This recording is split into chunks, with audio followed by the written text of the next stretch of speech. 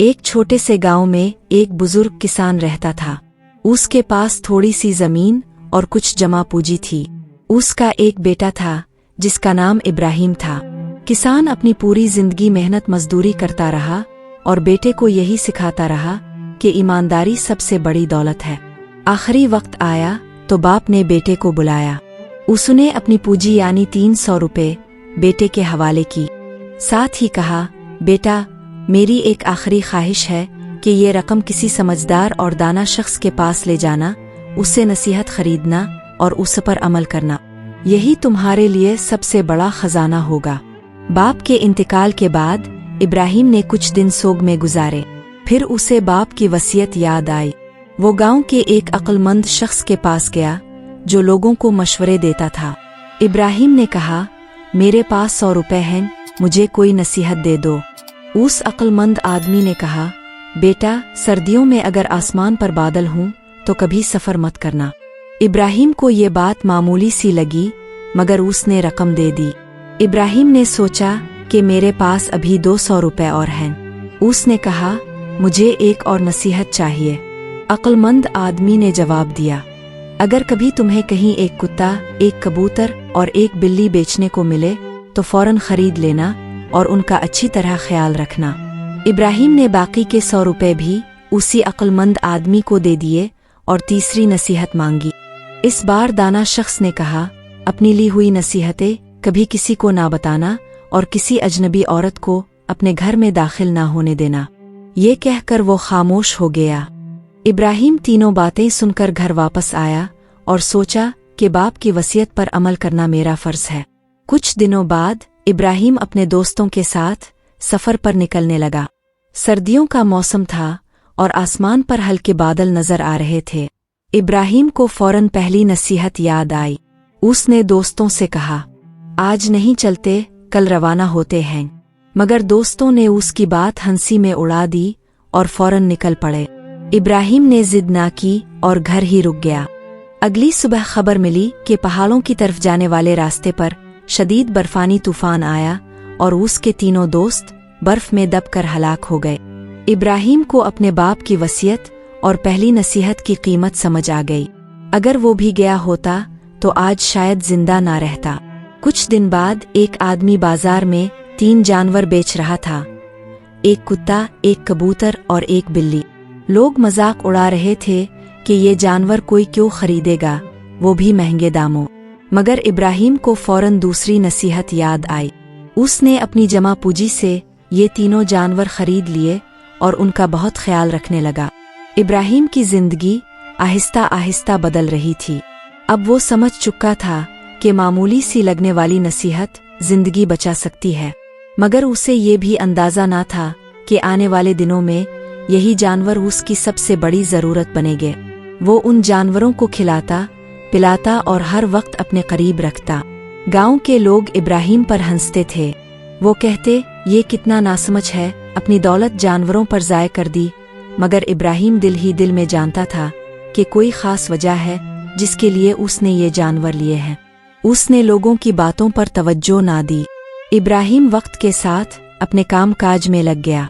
खेती बाड़ी, मेहनत मजदूरी और आम जिंदगी में मसरूफ रहा। मगर दिल के किसी कोने में ये सवाल बैठा था कि आखिर ये जानवर कब और कैसे उसके काम आएंगे। वो दिन रात दुआ करता कि अल्लाह ये राज खोल दे। इसी दौरान इब्राहिम ने एक खूबसूरत और नेक दिल लड़की को देखा।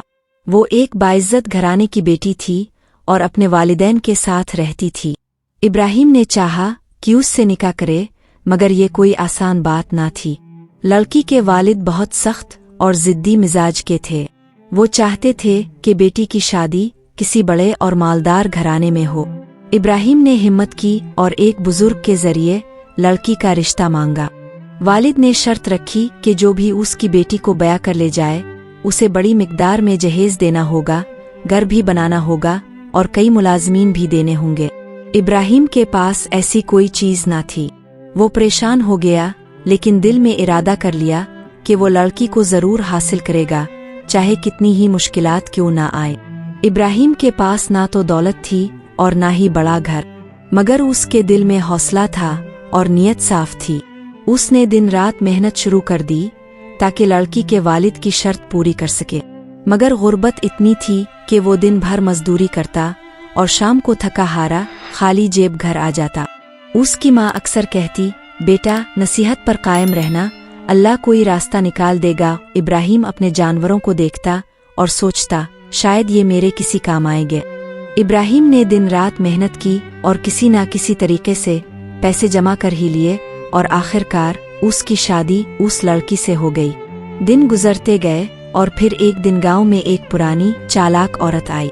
वो लोगों के घरों में जा जाकर बातें करती और औरतों के दिल बहलाती थी।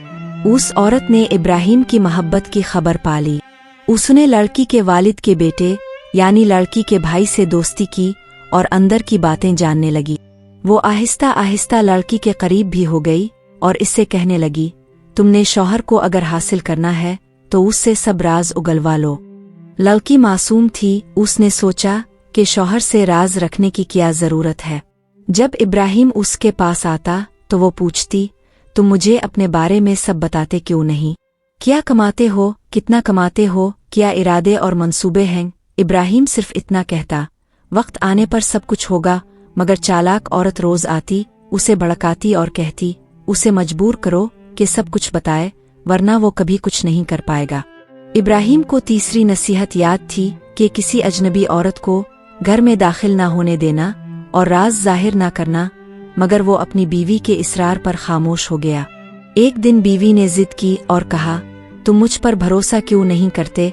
आखिरकार इब्राहिम हार गया और अपने छोटे मोटे मंसूबे और जमा पूंजी के बारे में सब कुछ बता दिया। यही वो लम्हा था जिसने उसकी जिंदगी को बदल कर रख दिया।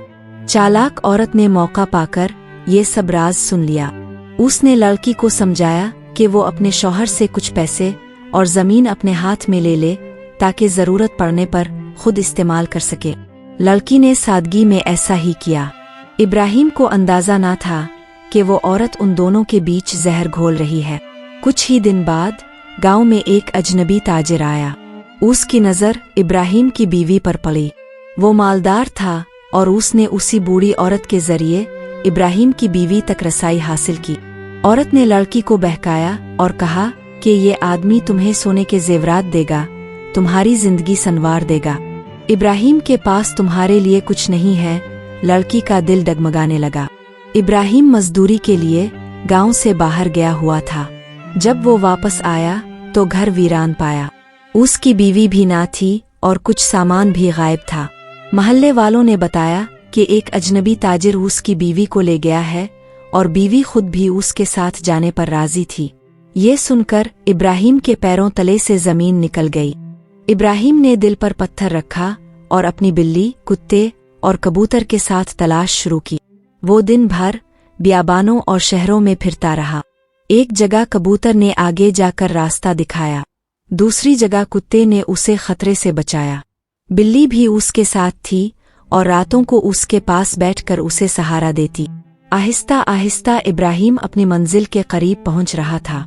कई दिनों की तलाश के बाद इब्राहिम ने एक बड़े कस्बे में अपनी बीवी को देखा।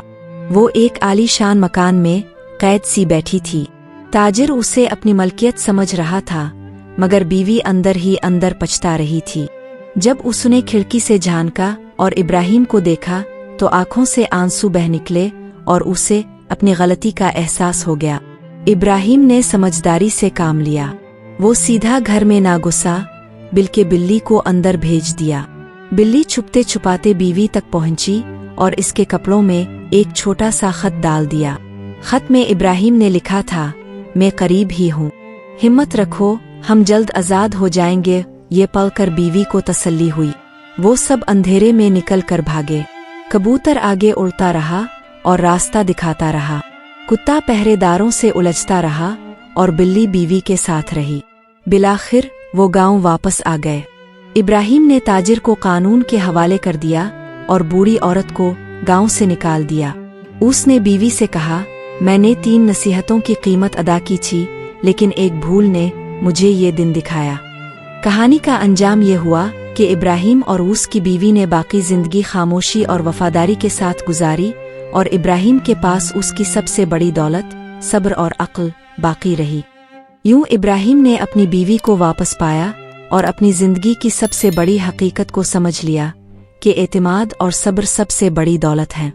एक लम्हे की कमजोरी पूरी जिंदगी बदल सकती है, लेकिन हिम्मत और अक्ल हर मुश्किल को आसान कर देती है। यही कहानी हमें ये सबक देती है कि दूसरों की बातों में आकर अपना घर और अपने रिश्ते बर्बाद ना करो, क्योंकि रिश्ते तभी कायम रहते हैं जब उनकी बुनियाद भरोसे पर हो। और अगर आपको ये कहानी पसंद आई हो तो लाइक और शेयर ज़रूर करना, सब्सक्राइब करना भी ना भूलना। अगली कहानी में फिर आपको एक नई दुनिया, एक नए सबक की तरफ लेकर चलेंगे। तब तक के लिए इजाज़त दीजिए। अल्लाह हाफिज।